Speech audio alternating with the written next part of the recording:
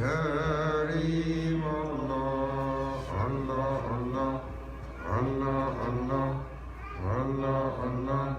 سبحان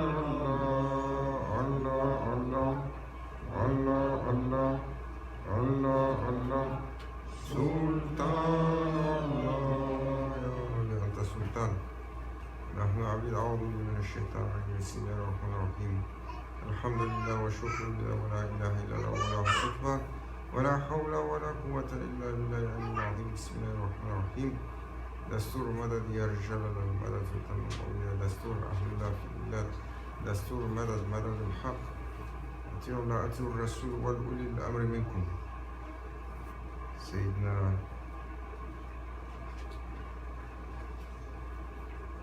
Sultan al-Awliya, Cheikh Abdullah Faiz al-Dagestani, toujours il disait Ati'ullah, ati'ur Rasul wal ulil amri minkum. Il citait cette partie, l'ayat al-Qur'an, qui rappelle que toute chose est par rapport à une autorité. Et cette autorité, l'autorité suprême, l'obéissance à Allah, le Seigneur des mondes, l'autorité qui le représente, le prophète sallallahu alayhi wa sallam, et ulil amr, ceux qui sont sous l'autorité du prophète sallallahu alayhi wa sallam, ou ceux attitrés par des fonctions diverses qui soit ils sont les gouvernants, soit ils sont les autorités spirituelles, soit ils sont les autorités professionnelles, soit ils sont les autorités exécutives de l'État, soit ils sont les sages, soit ils sont les anciens, soit ils sont les parents, soit ils sont les aînés. Ulul Amr, toutes les formes, les grands cheikhs, Maulana Cheikh, Allah lui accorde longue vie, Maulana Cheikh Hicham, il nous rappelait cette parole de grand cheikh, où il commençait toujours son majlis en citant ce rappel-là et en disant celui qui cite cela, alors tout de suite, Allah Azza wa Jal, il le protège de la fitna.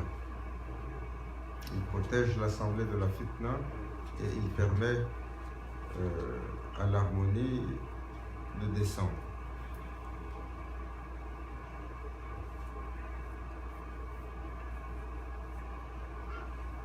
Cette harmonie,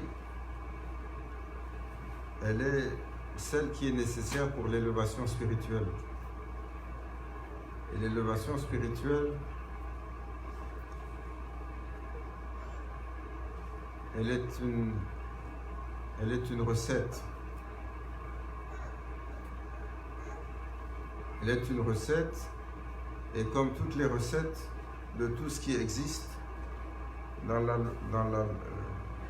l'asbab, dans les lois que Allah Azza wa Jalla a établies, le Seigneur des mondes, chaque chose a besoin d'un protocole de fonctionnalité pour fonctionner.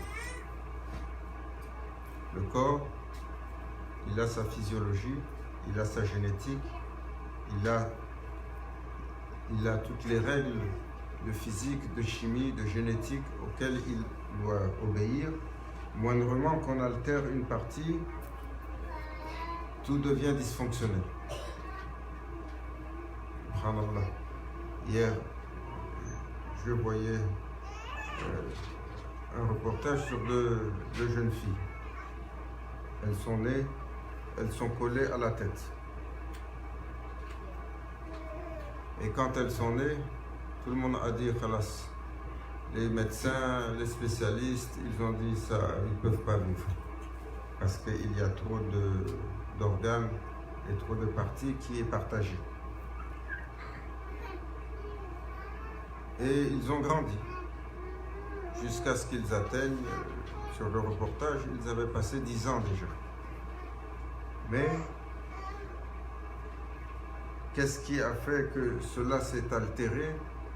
pour donner ça, c'est juste quelque chose de minime.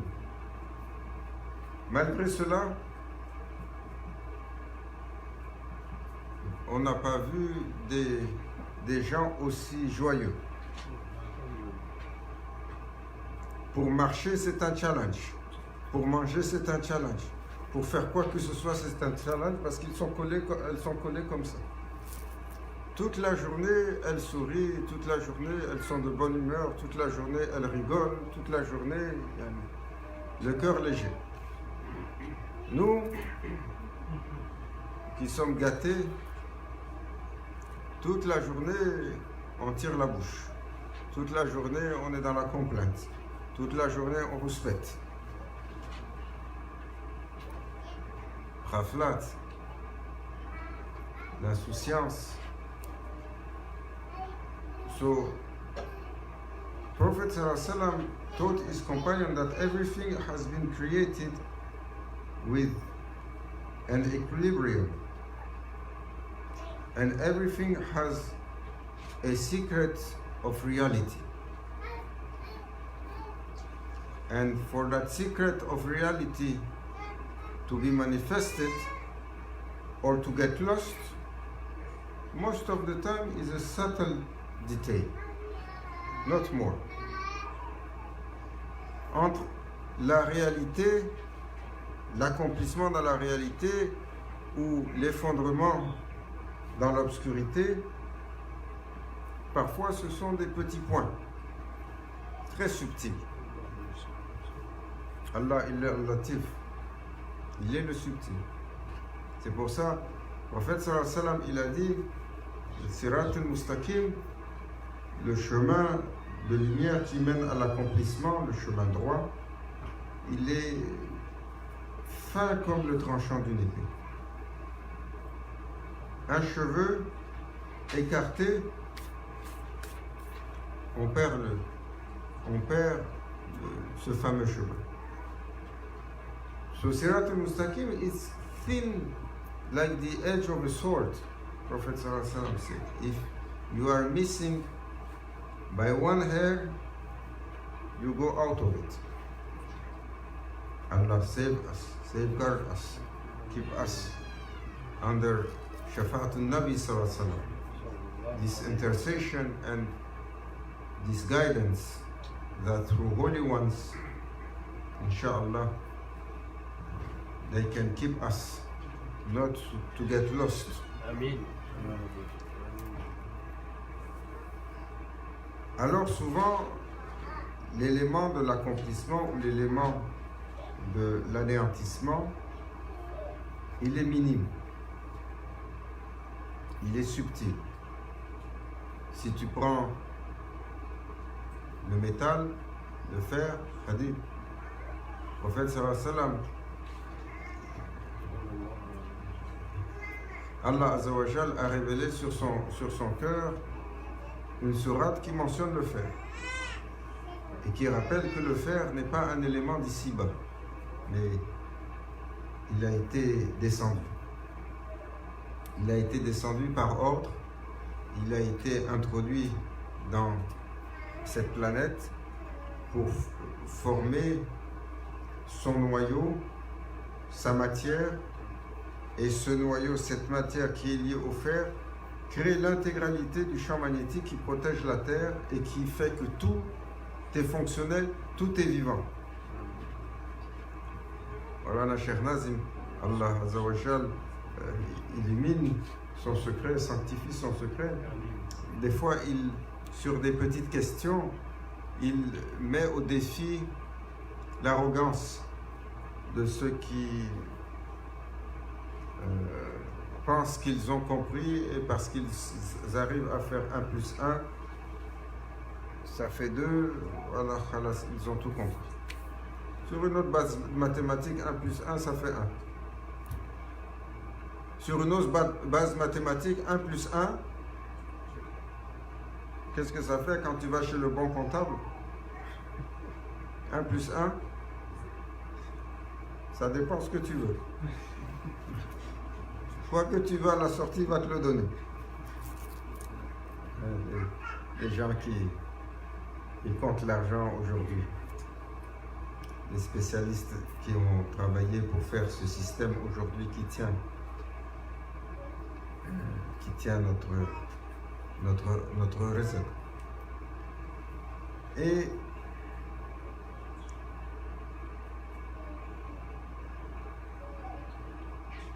l'élément, le fer, si tu lui ajoutes un peu de carbone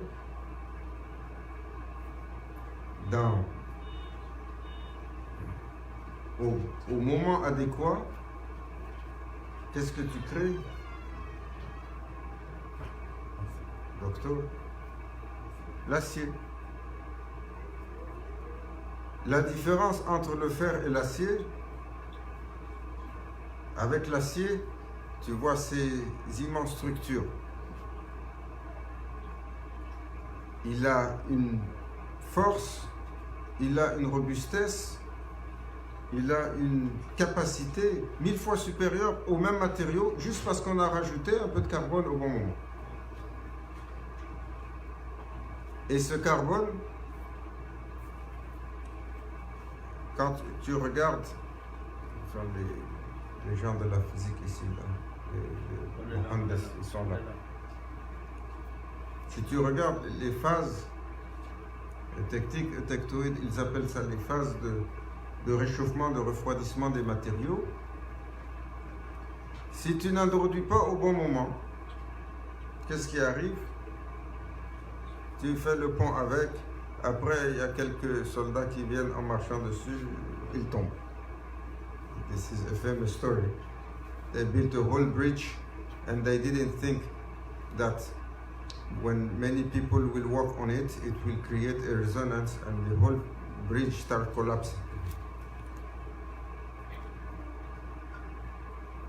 Et ce matériau, quand on l'introduit, tout de suite, la structure devient complètement différente. Et elle atteint une capacité inimaginable. Et si tu rajoutes un peu de nickel, un peu de chrome, dans les bonnes proportions, qu'est-ce que tu fais? Stainless. Un acier qui résiste à la corrosion. Et la nature est pleine d'exemples pour rappeler à l'humain qu'il obéit à des lois de la matière, mais il obéit également aux lois de la causalité. Donc ce qu'il y a en lui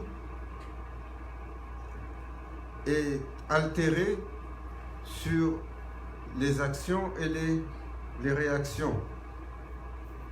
Sa physicalité est altérée, son intellect est altéré et son cœur est altéré. Et ce qui fait la différence entre un cœur illuminé et un cœur sombre, parfois c'est un détail subtil. C'est pour ça, l'élément fondamental qui fait la différence entre l'obscurité et la lumière, la ilaha illallah. Qala la ilaha illallah dakhala jannah. Cela fait la différence.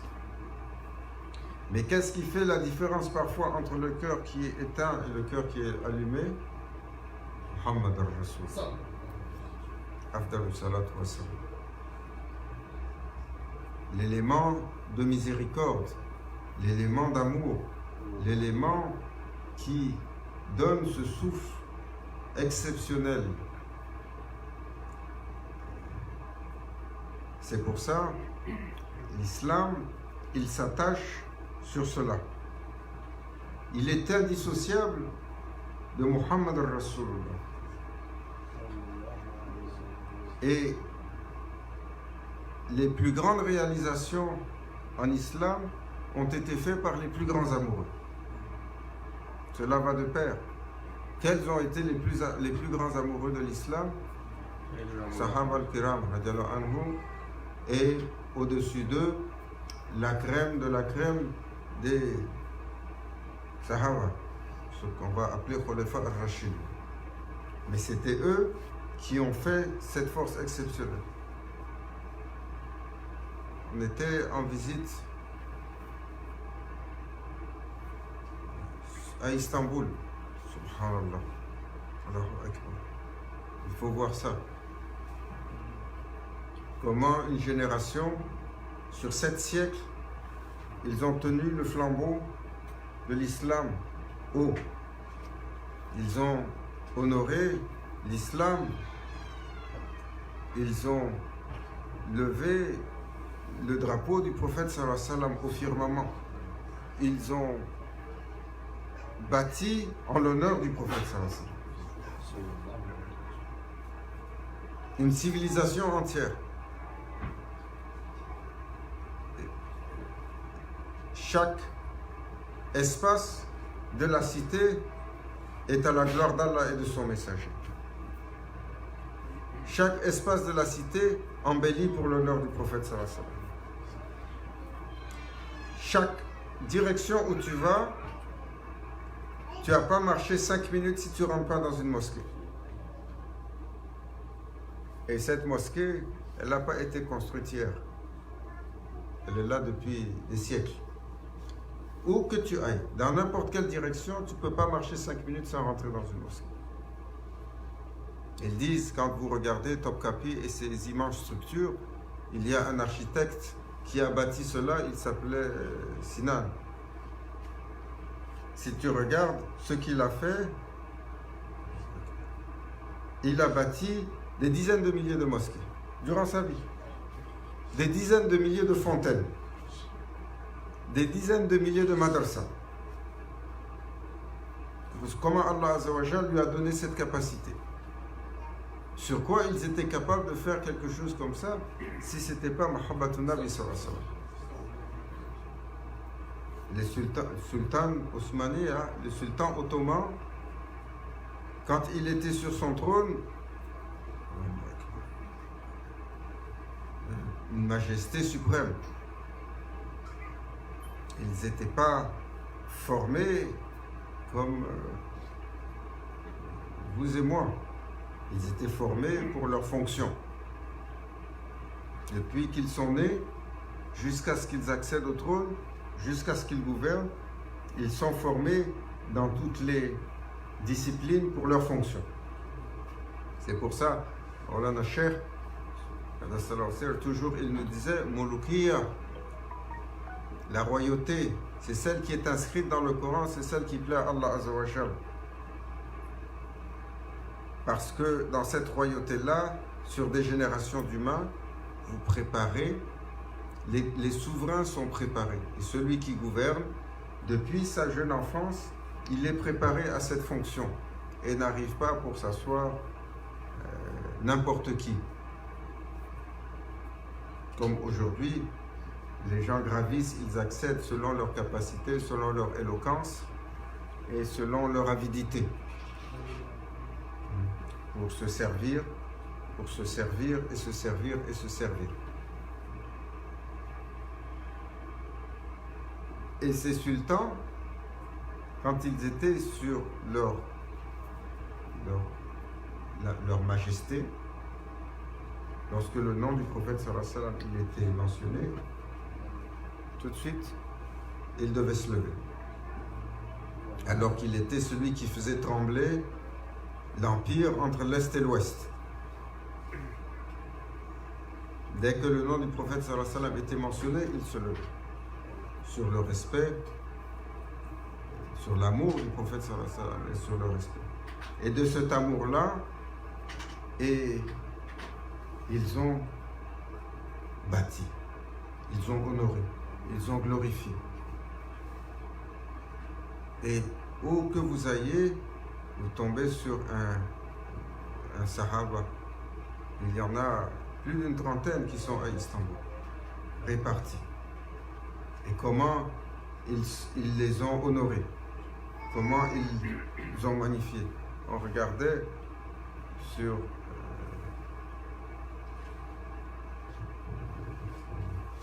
Bagdad, où il est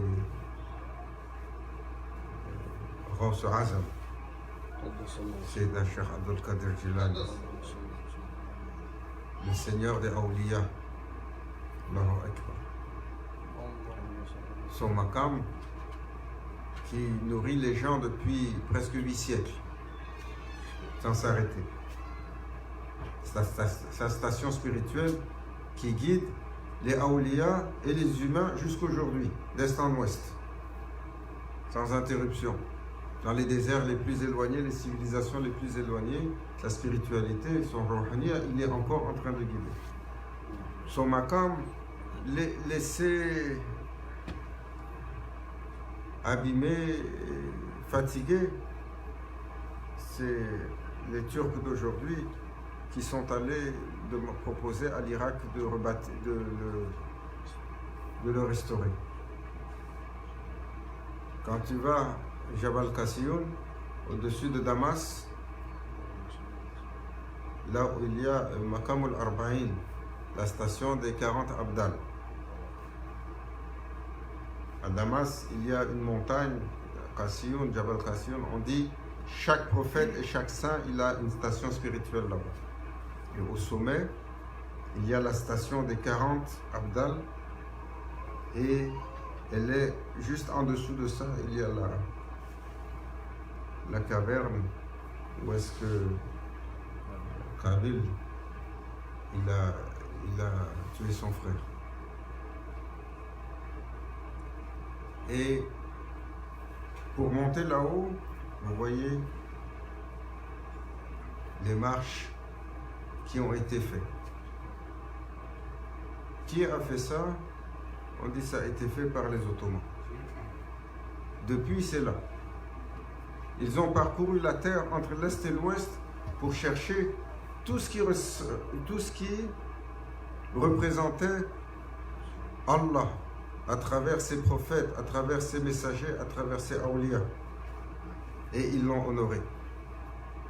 Quand vous arrivez à Topkapi, le Grand Palais, vous rentrez dans la chambre des reliques, Ajib. Ils sont allés jusqu'à trouver la canne de Sayyidina Moussa alayhi salam. Elle est présente. Ils sont allés jusqu'à trouver le turban de Sayyidina Yusuf alayhi salam. Il est là.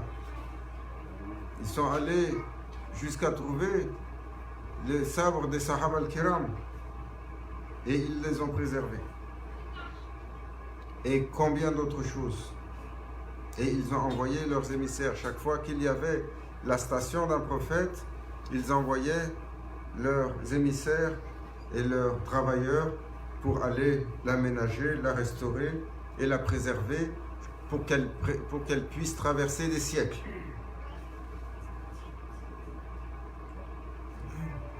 Les gens du Mahabbatun Nabi sallallahu alayhi wa sallam.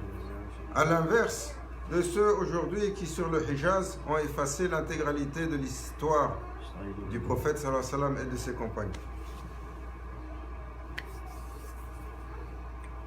Allah leur pardonne pour ce qu'ils ont fait. Qu'Allah leur pardonne pour ce qu'ils ont fait. Ça, c'est l'œuvre du shaitan. D'effacer l'héritage qui fait monter l'amour dans le cœur des croyants. Alors, aujourd'hui, c'est un partage pour nous, ce qui fait cette différence dans notre cœur. Souvent, entre l'élévation et l'anéantissement, c'est un détail subtil. C'est un détail de la foi. C'est un détail du comportement. C'est un détail qui a fait cette différence. Un des Sahaba, parce que toujours après son wudu, il faisait 2 raka'a sunnah, c'était Sayyidina Bilal alayhi salam.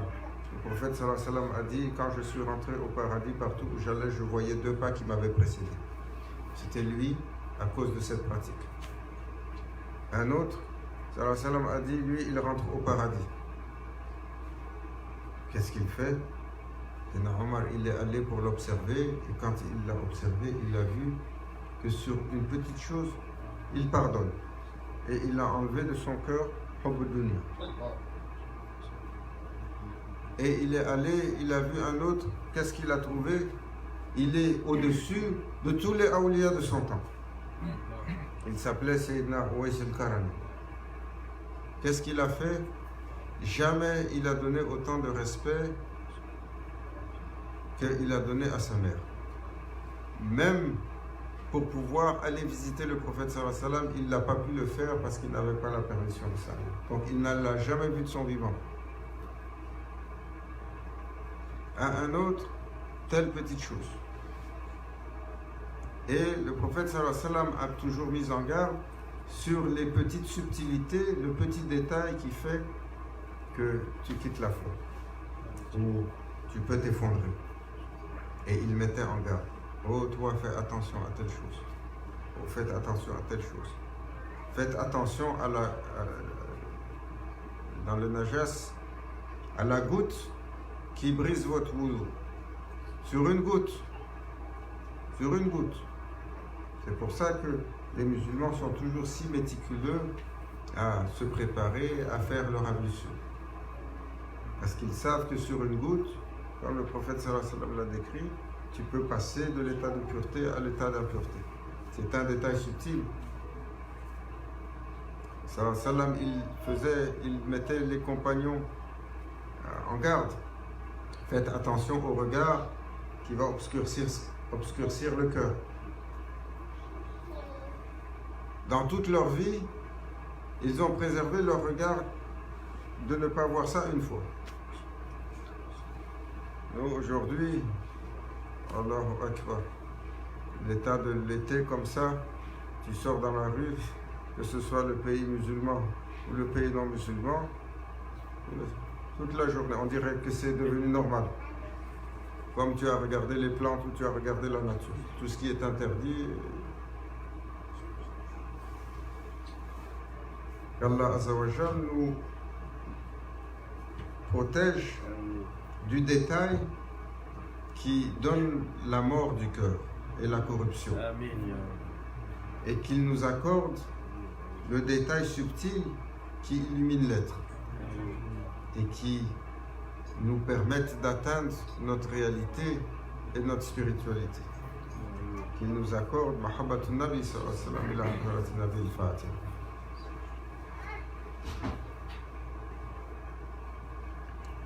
Moi j'ai acheté la